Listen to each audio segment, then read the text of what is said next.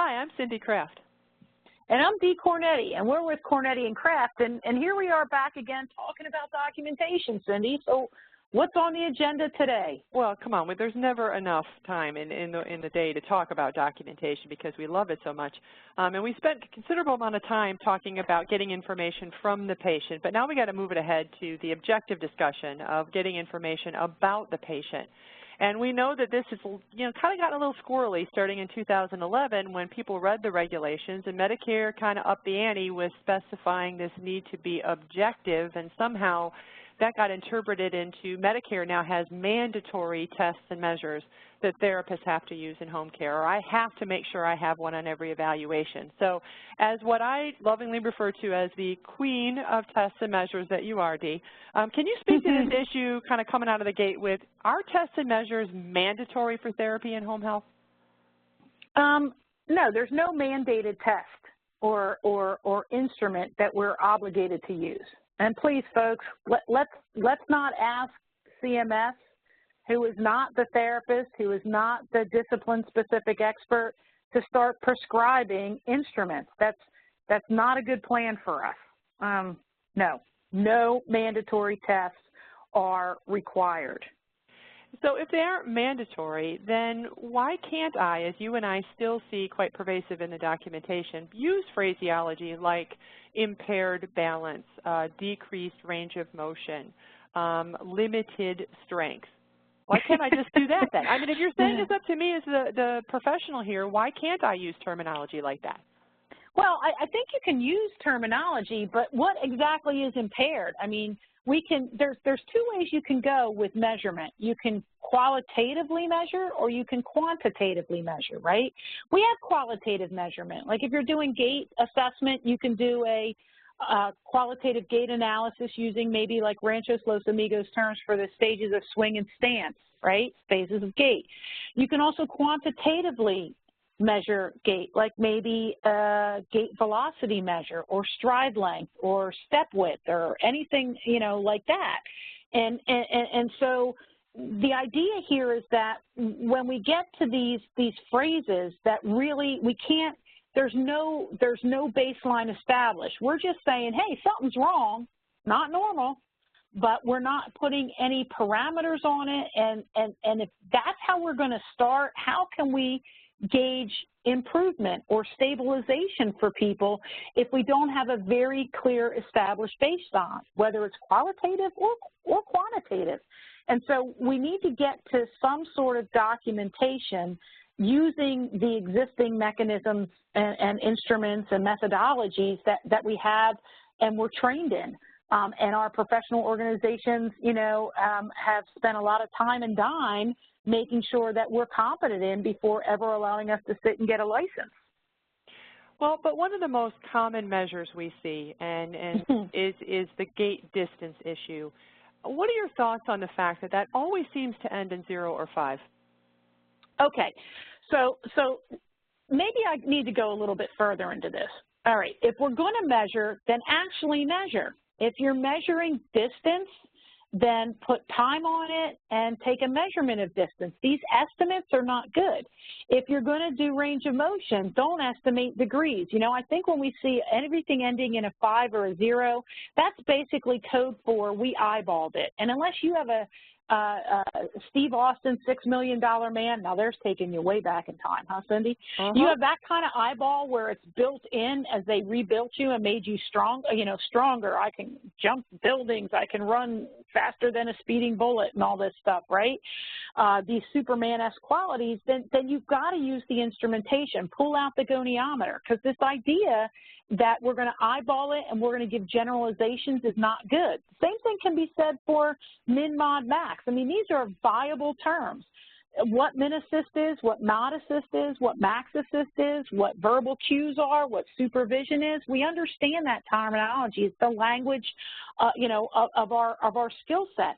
However, the problem is, when you say something like patient needs verbal cues for bathing, then what comes to mind for me as a therapist, as a PT, a lowly PT that's not an OT, I sit here and say, I can fix that. I'll give him verbal cues. I walk in the house and say, go take a bath. That was verbal cues. If they go in, well, that's not what I meant. Well, what did you mean?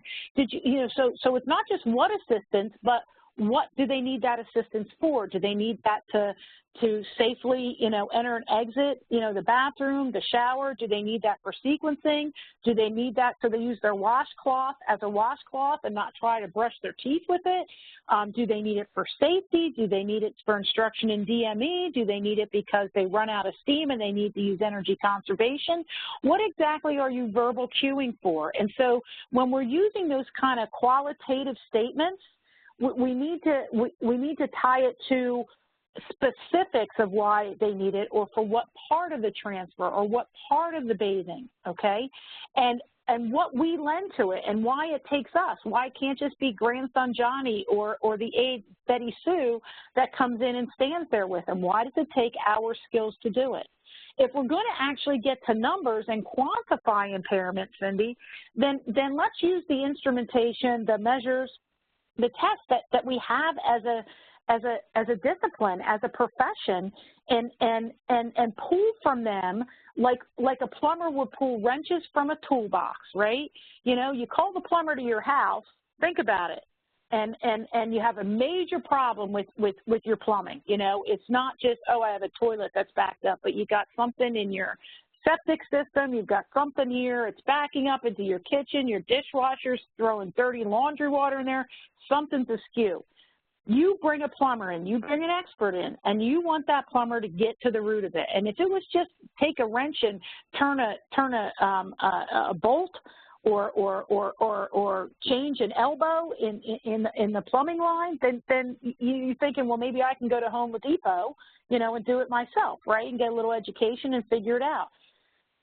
You expect it to take a couple different tools and a different skill set. So if the plumber comes in and with all these massive problems, he rips out one wrench from his back pocket and says, I got you covered.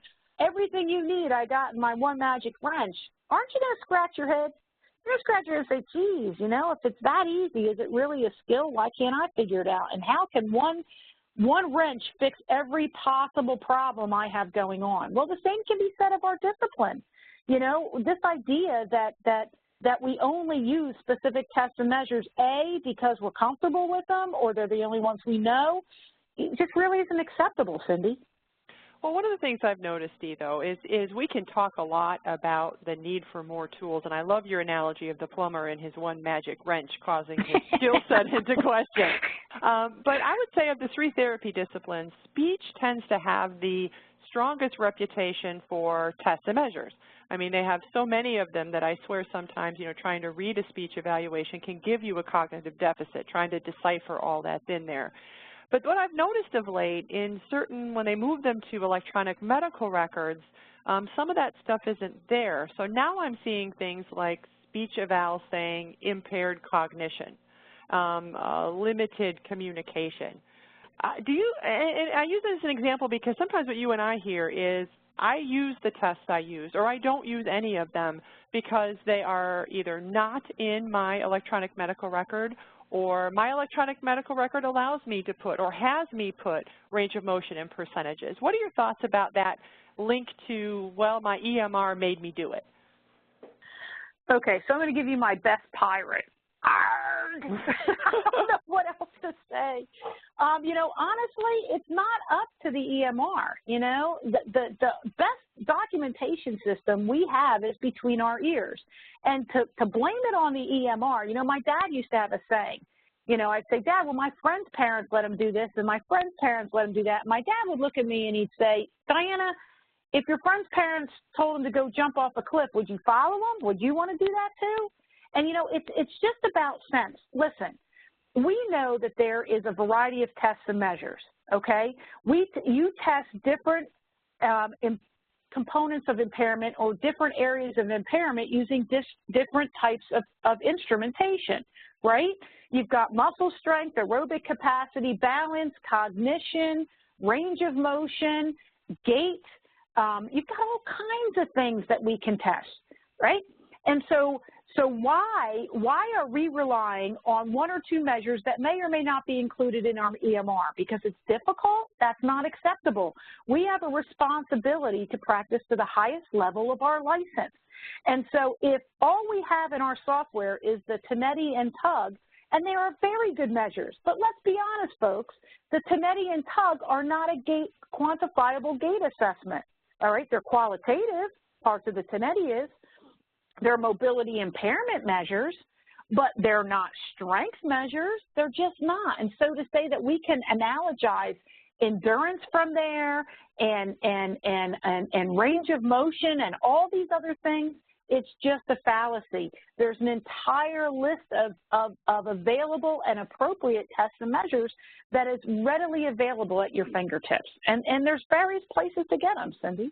Well, you brought me to the point I want to bring it home to, Dee, which is, okay, so yeah, I should have more than my magic wrench, but I'm dealing with an EMR that doesn't give me a lot of choices, and I'm just going to, take on the role of just being the honest person here and saying, and I don't know what my other test and measure options are. Where would you direct me that I could find the best possible options to start expanding that toolkit?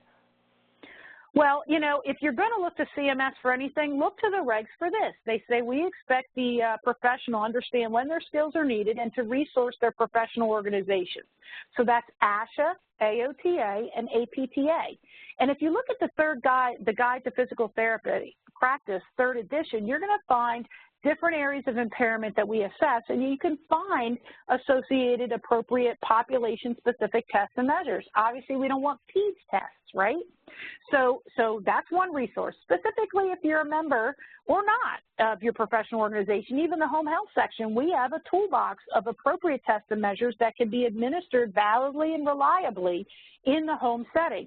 You can also go to rehabmeasures.org. You can go to the NIH, National Institute of Health. They have lists, and they also include the appropriate populations and psychometric properties, because it's not just enough to run a test, right, Cindy? I mean, you got to know how to run it right so you can interpret the findings to be meaningful and reproducible, and then you have to know what those test values mean. And that goes into a whole other part of our documentation. So maybe I just need to cut off here without starting that riff. But honestly, I mean, there's great resources. And so I say expand your knowledge. Here's the one aside, the little caveat I'm going to give you right now. I graduated in 1985. Catherine Berg did her dissertation on the Berg Balance Test 4 years after I graduated in 1989, all right? The fact that we are still talking about, I don't know that test, I didn't get those kind of things in school. I have a responsibility in maintaining my licensure to keep myself updated and current with practice, okay? So it's important that we all do that and we look into those resources and we use them responsibly, appropriately, where they're indicated for our patient population in the home health setting.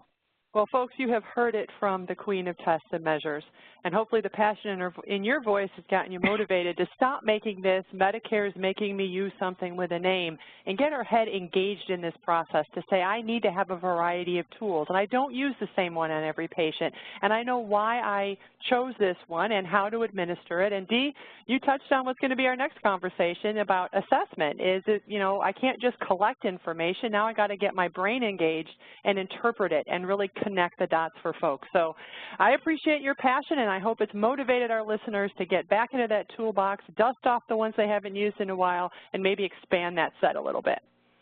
Right on, Cindy Kraft. All right, we'll talk to you guys later. Peace out.